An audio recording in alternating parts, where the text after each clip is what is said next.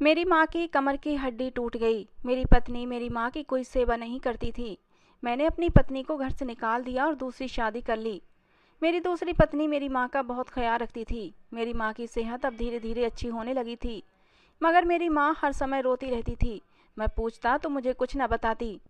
एक दिन मैंने अपनी दूसरी पत्नी को अपनी माँ की कमर की मसाज करते हुए देखा तो मेरा दिल फट गया, क्योंकि वो तो मेरी माँ के साथ। मैं अपने माँ बाप का इकलौता बेटा था। मेरे माँ बाप ने मुझे बहुत ही मुसीबत और मुश्किलों से पाला था। माँ पापा ने मेरे लिए दिन रात मेहनत की थी, मुझे इस काबिल बनाया था कि मैं अब अपने माँ बाप को संभाल सकूं। एक दिन पापा गांव अपने दोस्त से मिलने गए थे। पापा के दोस्त बहुत बीमार थे। पापा के दोस्त बच न सके और पापा के दोस्त की मौत हो गई। और फिर जब बाबा वापस आए तो उनके साथ एक जवान और मेरी ही हम उम्र लड़की थी। पापा ने कहा ये उनके स्वर्गीय दोस्त की बेटी है और वो उसकी शादी मेरे साथ करेंगे। मैंने अपने पापा को बहुत समझाया। पापा से बहुत गुस्सा हो गया। मैं अपने पापा से प्यार भी बहुत करता था। मैंने अपने पापा से बहुत मना किया कि मैं किसी भी अनजान लड़की से शादी नहीं कर सकता।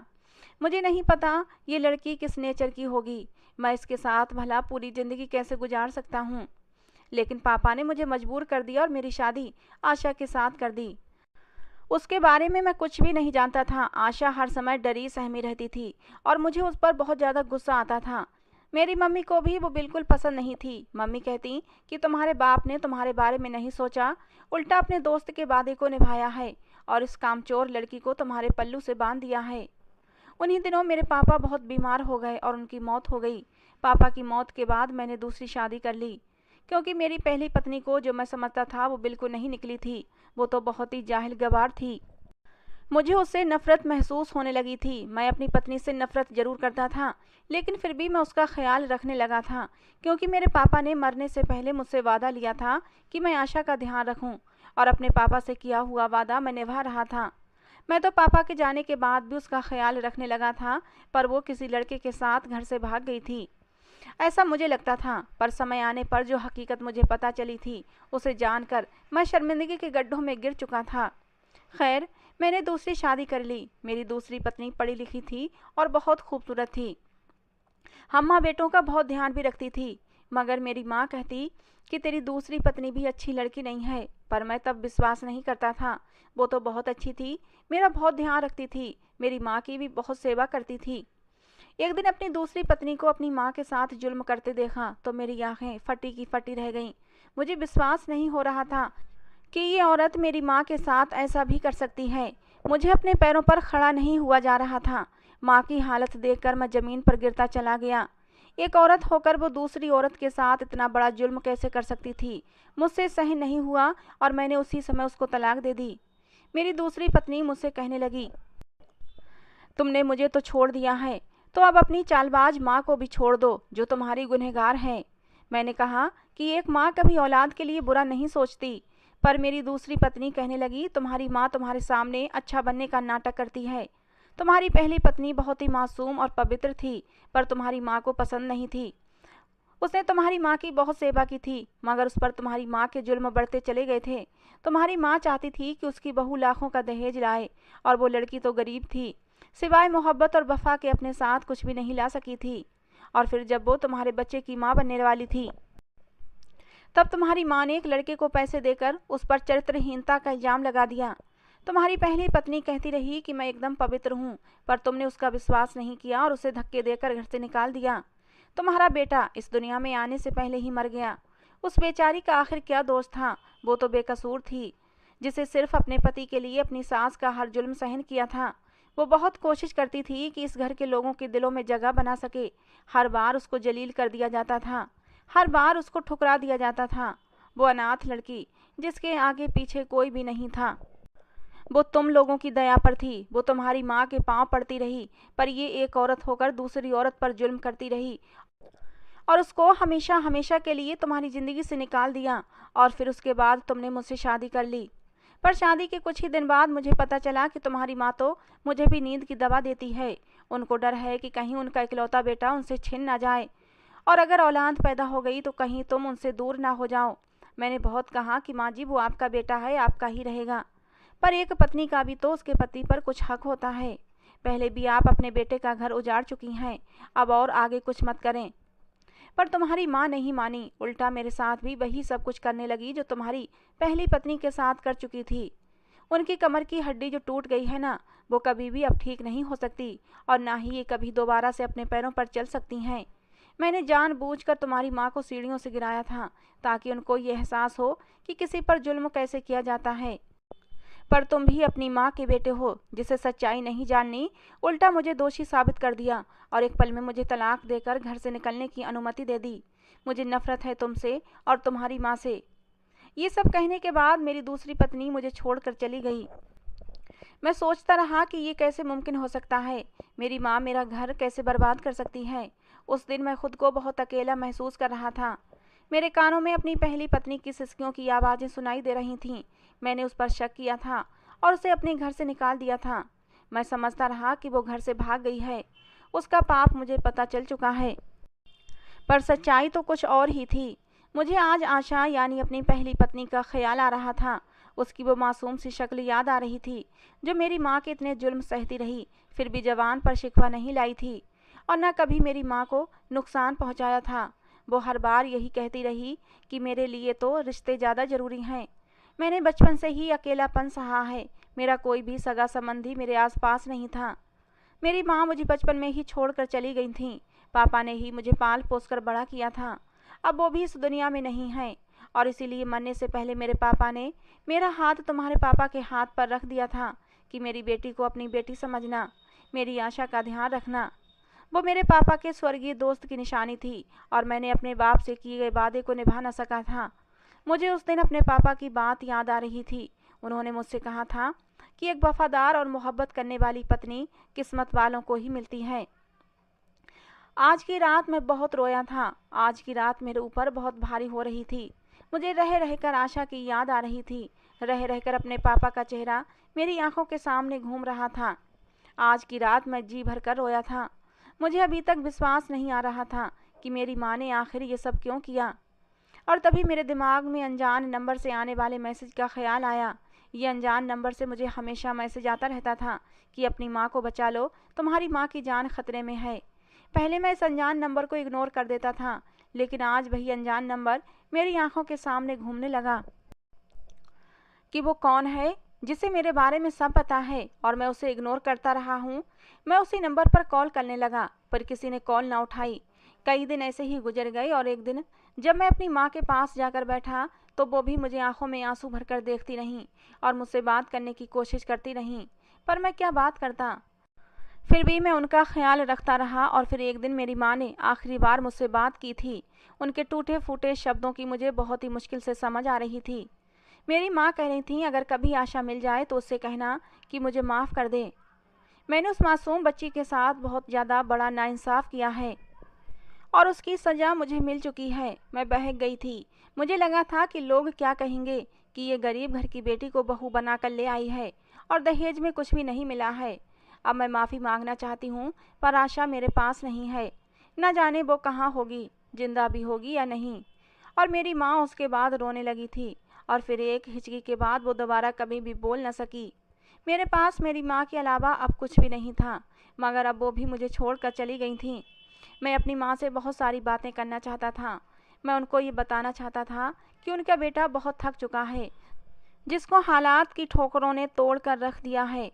मैं हमेशा की तरह अपनी माँ की गोद में सर रखकर रोना चाहता था, पर मेरी माँ मुझे हमेशा हमेशा के लिए छोड़कर दूर चली गई थी। मैं रो रहा था। मेरा दोस्त मुझे चुप करवा रहा था। तब मुझे एहसास हुआ कि औलाद जितनी भी बड़ी हो जाए उसे अपने माँ बाप की कमी हमेशा महसूस होती है और उनके जाने के बाद ही उनकी कदर महसूस होती है।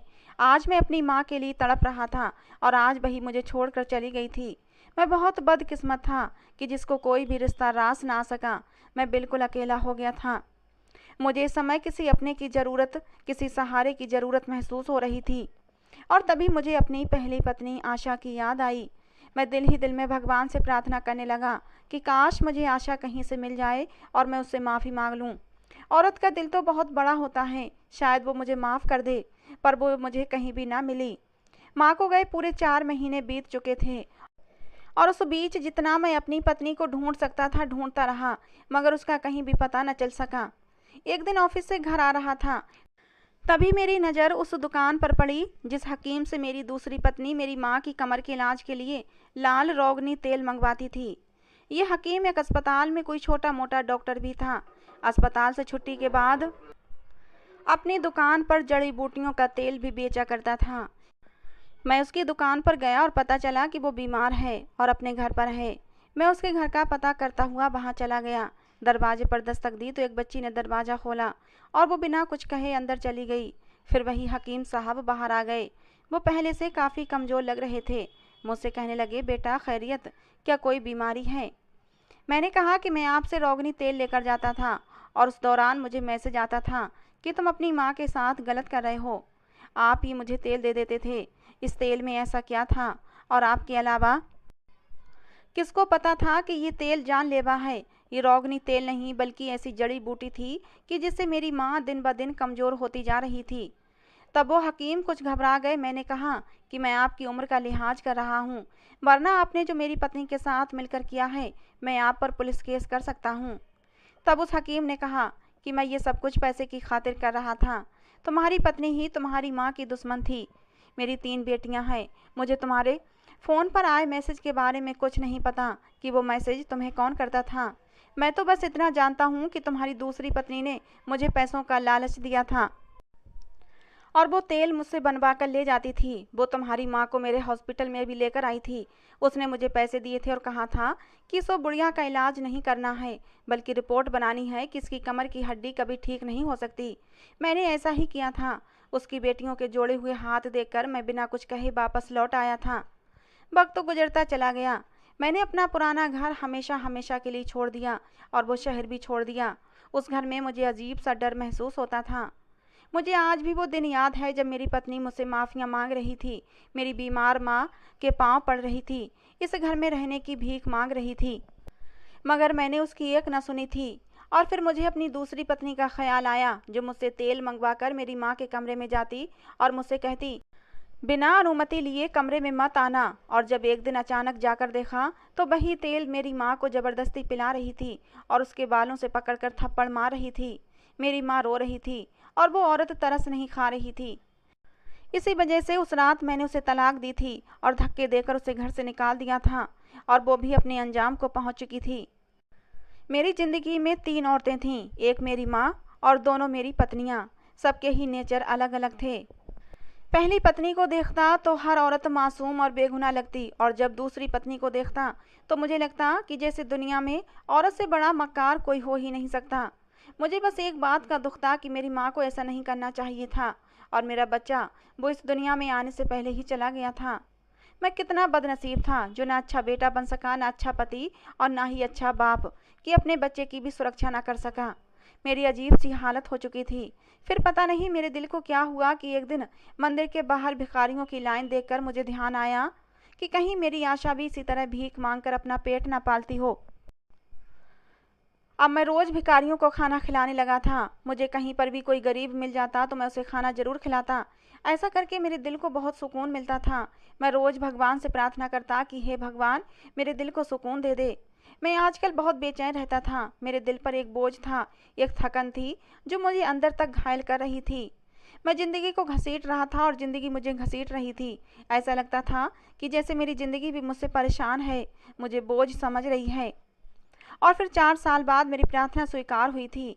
जब एक दिन मेरी तबीयत काफ़ी ख़राब हुई थी तो मेरा दोस्त मुझे अस्पताल लेकर गया था। वहाँ पर मुझे आशा मिली थी। वो एक अस्पताल में नर्स के तौर पर काम कर रही थी। मैं उसे देखता ही जा रहा था। जिस लड़की को देखकर मुझे लगता था कि वो कभी किसी के सामने खड़े होकर बात ना कर सकेगी, वो आज मेरे सामने खड़ी थी एक नर्स के रूप में। उसके चेहरे पर मुझे देखकर कोई खुशी की लहर नहीं आई थी। उसे खुशी होती भी तो कैसे? मैंने कभी उसको उसकी जगह दी ही कब थी? हमेशा जूते की नोक पर रखा था। मुझे तो उसका उस घर में होना बर्दाश्त ही नहीं होता था। मुझे लगता था कहाँ वो गांव की अनपढ़ जाहिल गंवार लड़की और कहाँ मैं शहर का पढ़ा लिखा आदमी जिसके लिए लड़कियों की लाइन लगी रहती थी। मुझे तो शहर की लड़कियां ही पसंद थीं और आशा से जब मेरी शादी हुई थी तो वो हर समय घबराई घबराई सी रहती थी, हर काम को ख़राब कर देती थी। मुझे लगता था कि वो मोटे दिमाग की है और किसी काम की नहीं, पर मैं समझ ही नहीं सका था कि एक लड़की जब अपना घर छोड़ कर आती है तो उसे एक दोस्त की, एक हमदर्द की ज़रूरत होती है, जो उसे बता सके कि उसे क्या करना है, ससुराल में कैसे रहना है। उस बेचारी की तो माँ भी नहीं थी जो उसे समझा पाती, और मेरी माँ ने भी उसके साथ दुश्मनों जैसा व्यवहार रखा था। मेरी तरफ से भी आशा को कोई उम्मीद नहीं थी, हर तरफ उसके अंधेरा ही अंधेरा था। इन हालातों में बेचारी और क्या करती, मैं तो उसके लिए एक जालिम पति बन गया था। एक लड़की अपने माँ बाप को, अपने घर को, सब कुछ छोड़ देती है, तब उसका सब कुछ अपनी ससुराल ही हो जाता है। उसके अपने पति से बहुत सारी उम्मीदें जुड़ जाती हैं। मुझे ये सब कुछ समझना चाहिए था, आशा का साथ देना चाहिए था, पर मैं कभी उसे पत्नी का स्थान दे ही न सका। और फिर आज इतने सालों के बाद वो कितने कॉन्फिडेंस के साथ मेरे पास खड़ी थी और मुझे ड्रिप लगा रही थी। मैं उससे बात करना चाहता था, लेकिन अब मैं बेहोशी में जा चुका था। ऐसा लगा कि जैसे अब कभी मैं इस नींद से जाग न सकूंगा, और आशा, मेरी पत्नी, हमेशा हमेशा के लिए कहीं गुम हो जाएगी। रात का न जाने कौन सा समय था कि जब मैं नींद से जागा था। मेरा दोस्त अभी तक मेरे सामने खड़ा था। वो मेरा अकेला ऐसा दोस्त था जिसने हमेशा मेरा साथ दिया था, और उसी ने मुझे बताया कि जिस नंबर से तुम्हें मैसेज आते थे वो तुम्हारी पत्नी आशा का था। वो नंबर तुम्हारे मरे हुए ससुर के नाम पर है, और आशा अस्पताल में काम करती थी, और जिस डॉक्टर के पास तुम्हारी दूसरी पत्नी तुम्हारी माँ को चेकअप के लिए लेकर जाती थी, आशा भी वहीं उसी अस्पताल में होती थी। और एक दिन उसे ये पता चल गया था कि डॉक्टर भी तुम्हारी दूसरी पत्नी के साथ मिला हुआ है। जब आशा को ये पता चला तो वो हर रोज़ तुम्हें मैसेज करती, ताकि तुम्हारी अकल पर जो पट्टी बंधी है वो उतर जाए। और तुम जानते हो कि ये सब कुछ मुझे कैसे पता चला? मैं अपने दोस्त को देख रहा था, जो मुझे देखकर मुस्कुरा रहा था। मैंने कहा, बताओ? तो उसने कहा, जिस दिन पहली बार तुमने मुझे इस नंबर के बारे में बताया था, मैं तो उसी दिन जान गया था कि वो तुम्हारी पहली पत्नी आशा का ही होगा। पर जानते हो कि मैंने तुम्हें क्यों नहीं बताया? क्योंकि तुम्हें तब अपने किए पर शर्मिंदगी थी, और वही एहसास और शर्मिंदगी तुम्हें चैन नहीं लेने देता था। इसीलिए तुम अपनी पत्नी को ढूंढ रहे थे, क्योंकि तुम्हें उससे माफ़ी मांगना थी। पर इतने समय के बाद वो तुम्हारे सामने आई, क्योंकि अब तुम उससे मोहब्बत करने लगे हो। मैं अपने दोस्त की बात सुनकर हैरान था, जो मुझे इतना समझता था। ये सच था कि मैं जब भी आशा को सोचता, बस एक ही प्रार्थना करता कि मैं उससे माफ़ी मांग सकूं। पर जब से मैंने प्रार्थना मांगने लगा था, मुझे अपनी पत्नी से मोहब्बत है, मुझे एक बार वो मिल जाए तो कभी उसको धोखा न दूंगा, तब से कुछ ना कुछ ऐसा हो रहा था जिससे मैं अपनी पत्नी तक पहुंच गया था। और मुझे अपने भगवान पर बहुत प्यार आ रहा था कि जिसने पहले सब कुछ मुझे दिया, फिर मैं उसकी कदर न कर सका, और फिर भगवान ने मुझसे वो सब कुछ वापस भी ले लिया, और फिर से मुझे बड़ी आजमाइशों में डाला, और मैं उन आजमाइशों में पास हुआ। लोगों ने मुझे ठुकरा दिया और भगवान ने मुझे अपने पास कर लिया। भगवान ने मेरा ट्रांसफ़र इसी शहर में करवा दिया जहां आशा रहती थी, और फिर मैं अचानक से बीमार हुआ। इस अस्पताल के बिस्तर तक जा पहुंचा जहां मेरी पत्नी आशा काम करती थी।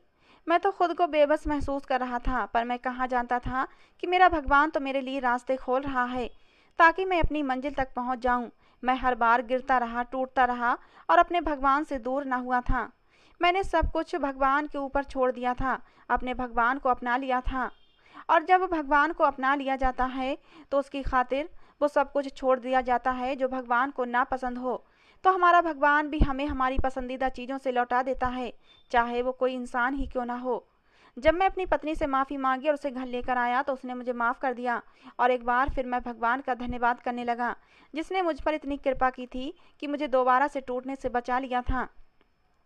मैं अपनी पत्नी का धन्यवाद करने लगा कि जिसने मेरी माँ को और मुझे माफ़ कर दिया और कभी मुझे शिकवा नहीं किया। मैं उसके साथ कभी अच्छा नहीं था। धीरे धीरे समय गुजरता चला गया। आज मेरे 2 बच्चे हैं। मैं अपनी पत्नी के साथ बहुत खुश रहता हूँ, और मैंने अपने बच्चों की ऐसी परवरिश की है कि वो कभी दूसरों के साथ गलत ना करें। मैं बहुत खुशकिस्मत हूँ जिसे एक ऐसी पत्नी मिली जो हमेशा अपने पति के साथ वफादार रही, जिसके दिल में कभी पाप नहीं था।